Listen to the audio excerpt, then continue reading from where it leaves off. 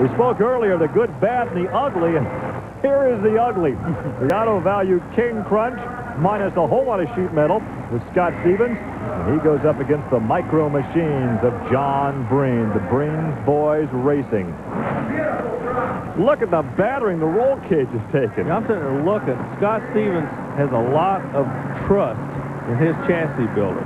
That thing, and we're not talking like a 2,000-pound vehicle. We're talking 12, 14,000 pounds. And he's driving it hard. He's still going after him, Gary. He has it. He has it. All right. And look at John Breen almost tip up on the nose.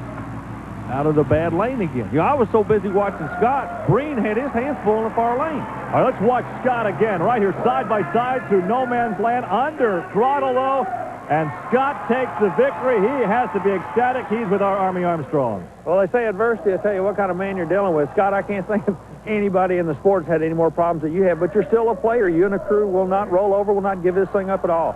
Yeah, I guess we've been this way for 10 years. The harder those things slap you in the face, it's the harder we all kind of pull together and, argue and scream and holler at each other. And, the truck's working pretty good now. I'm still a little nervous about that left lane. So far all night I've been able to keep my right lane. Looks like next round I'll probably be able to keep it. Well, let's take a look at who's in the left lane this time. It's Gary Porter's Carolina Crusher, and there is Mr. Ford. Bigfoot, Andy Brass, Bigfoot 8. Well, Andy obviously has the advantage right now because he's in that near lane. Yeah, but don't tell Gary Porter that. The Chevrolet people believe Porter can pull it off. If anybody can out of the left lane, it might be Gary. Okay, now he clears the first jump. But look at the horsepower. Whoa. Look at the horsepower that Bob Chandler truck developed. It was all Gary Porter through the first half of the run and all Andy Brass through the second half. And watch this again. A good light for Gary Porter. Yeah, look at this. Yeah, he clears the first car, settles down good, decent bounce, but Andy Brass literally flies past him in midair. A textbook run, and here is Andy Brass. Well, Gary, the action keeps going. We got a guy that is going to the next round. Andy, how do you feel about this thing? All the bad boys made it past the last stop. Yeah, that's right. I've been kind of watching the bracket sheet, so it looks like we're going in the left lane. It's not a lane of my choice, but it's something we're going to have to run. We're going to run it hard, push Jack hard in his truck, and hopefully maybe we can make him mess up. Well, once again, as we take a look at both lanes, we're not really sure what the problem is with the left lane, but obviously you can tell the drivers do not want that lane. Here's a look at our semifinal action with Taurus going up against Bigfoot 8, the Carolina Crusher, and King Crunch will then be in the next pairing. Gary, it's kind of interesting. A lot of drivers will not tell you if there's a weak point any place in the competition. Andy Brass concedes that left place is not the place to be. Well, here's a look at Jack Woolman Sr. in the truck that he owns. This is Taurus. They're out of Granite City, Illinois, just across the river from St. Louis. Now, he's driven this. His son has driven this.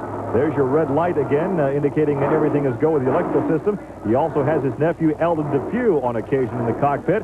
And there's a look at Bigfoot 8, Andy Brass out of St. Louis, Missouri. So these guys are neighbors in the Midwest. They're neighbors, and they're brothers in making this sport go. For the Chevrolet camp, Taurus is representative. Well, of course, everybody knows about Fords and Bob with Bigfoot, but these guys have been instrumental in taking the sport forward. We keep talking about the red lights and the safety equipment. This sport is going, it's growing. The MTRA, the national organization, are setting the standards and the rules, and that's why we're seeing good racing. Speaking of good racing, Gary, it's going to be the left lane. Yes! First win of the night. Andy Brass talked about the problem with the left lane. He put his foot down, and here's an example of truck, chassis, engine, and driver working together. Watch this truck settle down right here, and he's right back on the throttle. No jumping about. He clears the entire second row of cars, and he takes the victory. And here's Andy. Andy going to the championship round in Canfield.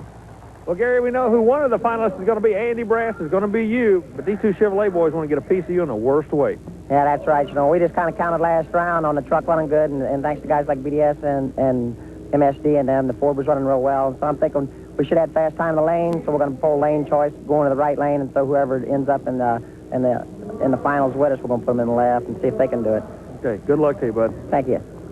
All right, Andy Brass, Bigfoot will be in our championship go here, and the last two to have a shot at him will be a pair of Chevrolets, Gary Porter and the Carolina Crusher out of Wadesboro, North Carolina. Now the state of Texas, a battered but still drivable King Crunch, the Auto Value King Crunch of Scott Stevens. You know, these spectators here are really getting to see some great monster truck racing.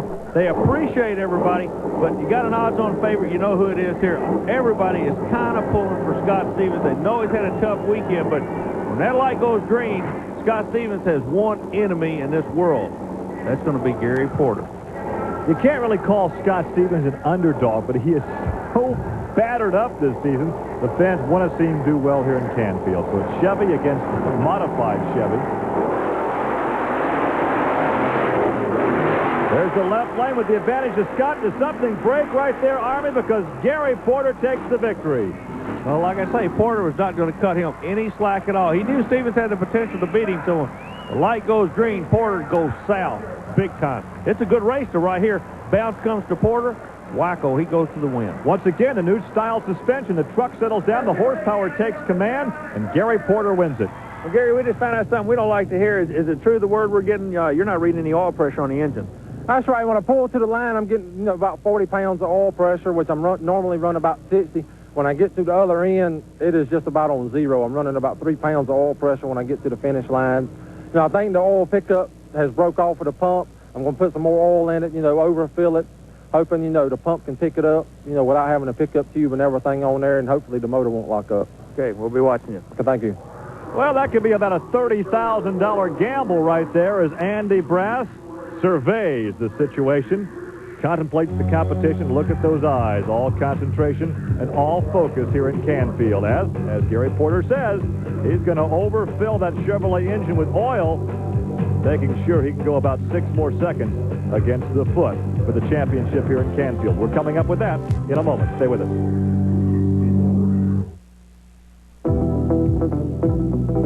Chet Atkins, the most recorded Brown Pro Jamboree offers a host of activities, not only for the truck lover, but for the entire family as well. To find out more, call or write the Special Events Promotion Company. We are ready now for the final shootout between Bigfoot and the Carolina Crusher. Let's go down to Army Armstrong. He is trackside with some of his thoughts on the final shootout. Well, Gary, here we go. It's final time, and I tell you what we're going to be seeing. We're going to see the classic battle of Ford versus Chevrolet Bigfoot going against Carolina Crusher, but we're going to be seeing something else. I think you're going to be seeing two of the most gentlemanly drivers in the sport. Andy Brass knows the Chevrolet is having problems. Andy Brass has been in that situation before. Don't look for any games. Look for a heads-up straight race, and they're going to start those trucks, I believe, go to the starting line and race to the other end. Two gentlemen. Let's see which one's going to come out on top tonight.